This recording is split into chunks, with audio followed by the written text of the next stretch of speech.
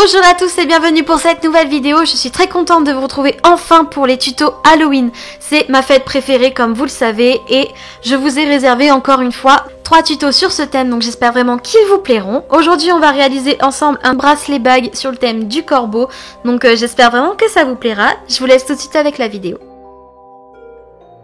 Je commence par prendre un gros morceau de pâte polymère noire que je suis venue aplatir au rouleau avant de le passer au cran le plus épais de la machine à pâte.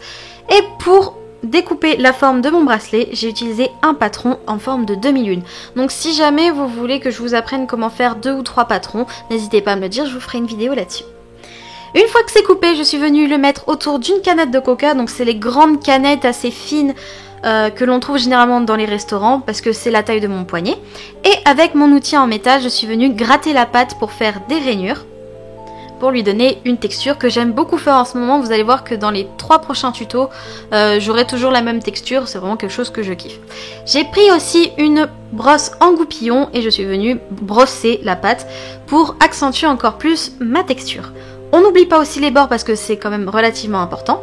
Et avec une aiguille, je suis venue faire 3 trous pour gérer un peu là où je vais mettre mes chaînes, parce que ça va être un bracelet bague. Dans une autre pièce de pâte polymère, je suis venue découper une lune, donc j'ai utilisé 2 emporte-pièces, un gros et un plus petit, pour ensuite découper ma lune.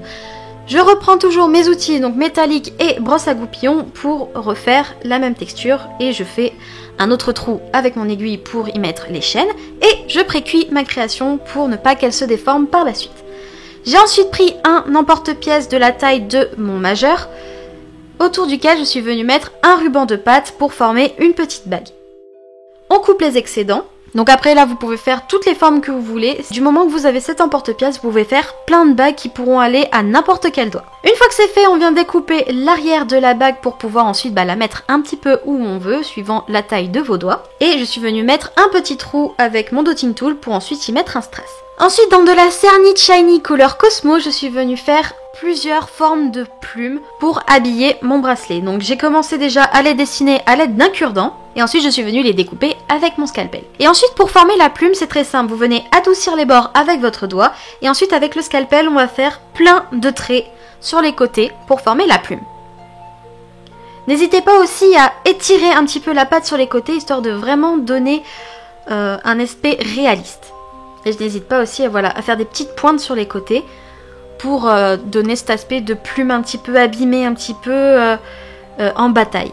Et une fois que c'est fait, je viens prendre un petit colombin que je viens placer au milieu et je viens couper l'excédent. Donc j'en ai fait environ 16 qui vont me permettre d'habiller mon bracelet.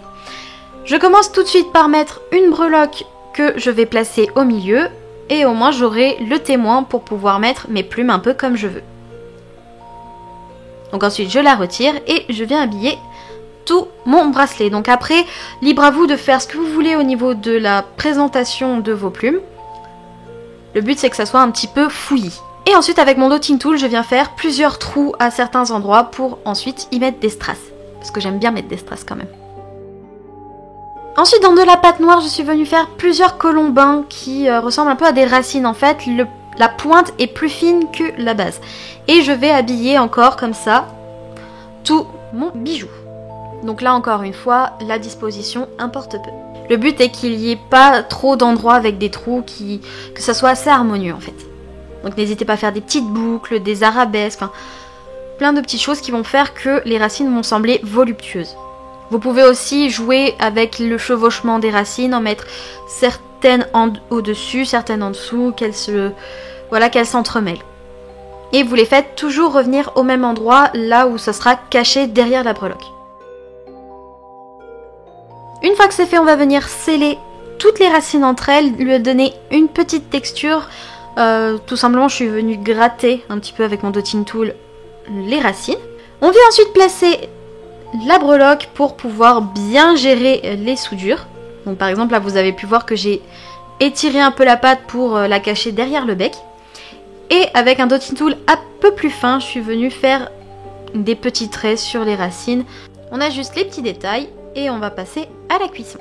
Donc une fois que tous vos éléments sont prêts, on vient passer tout ça 30 minutes au four à 130 degrés. Donc voilà à peu près le résultat. Donc la bague est très solide malgré qu'elle soit très souple. Et après vous pouvez la mettre un petit peu où vous voulez. par exemple au majeur, au pouce, ça passe partout. Et là je me suis éclatée, j'ai décidé de faire un vernis sélectif. Alors qu'est-ce que c'est? C'est tout simplement des endroits qui vont être mat et d'autres vernis. J'ai utilisé le vernis mat de chez Cernit pour les plumes, tout simplement parce qu'il est satiné, il ressemble beaucoup au vernis brillant de Fimo, donc ça va donner vraiment un tout petit aspect satiné comparé au fond qui va être mat. Et pour les racines, j'ai décidé de prendre un vernis bien brillant, et comme ça on a 3 niveaux de vernis et je trouve le résultat canon. Et en plus de cela, le vernis va raviver la couleur de la pâte shiny. Pour former la bague, j'ai pris un support de bague en filigrane qui vient d'Eliklane Wonderland, si je me trompe pas. J'ai ensuite mis la lune avec de la Fimo liquide. Et pour habiller cette petite lune, j'ai décidé de refaire le même genre de racines. Donc j'ai refait des colombins et je suis venue les installer comme je le souhaite. Vous inquiétez pas s'il y a beaucoup de Fimo liquide partout sur votre lune. Après, il suffit de passer un pinceau pour enlever le surplus et ça part en four 30 minutes à 130 degrés. Une fois que tout est cuit, on va venir percer les trous de notre bijou, donc 2 sur les côtés pour former le bracelet. Je suis venue ensuite mettre de la colle au niveau du crâne pour le coller définitivement au bracelet. Et aussi j'ai percé 2 trous de chaque côté du crâne pour pouvoir y mettre les chaînes.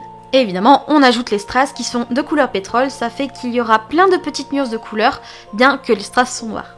Ensuite, il ne nous reste plus qu'à vernir la bague, donc j'ai simplement verni les racines avec toujours ce vernis brillant. Et je l'applique au cure-dent. C'est une astuce que m'a donné Fancy Puppet parce que généralement, j'ai tendance à oublier de nettoyer mes pinceaux, à chaque fois je les nique. Donc je fais au cure-dent et en plus de cela, c'est assez précis. Et au moins, on n'en met pas partout. Si jamais vous en avez mis partout, n'hésitez pas à passer un petit peu de dissolvant et le tour est joué. Pour le montage du bijou, j'ai décidé de lier le bracelet et la bague avec 3 petites chaînes. Donc là où j'avais percé, j'ai mis des anneaux pour ensuite mettre mes chaînes. Donc voilà ce que ça donne, le bijou entièrement monté. Donc voilà, c'est tout pour cette vidéo, j'espère vraiment que ça vous a plu, n'hésitez pas à me dire tous vos commentaires dans la barre juste en dessous de la vidéo, ça me fait toujours très plaisir de vous lire. On se retrouve mercredi prochain pour une nouvelle vidéo, en attendant portez-vous bien, je vous aime très fort, ciao tout le monde!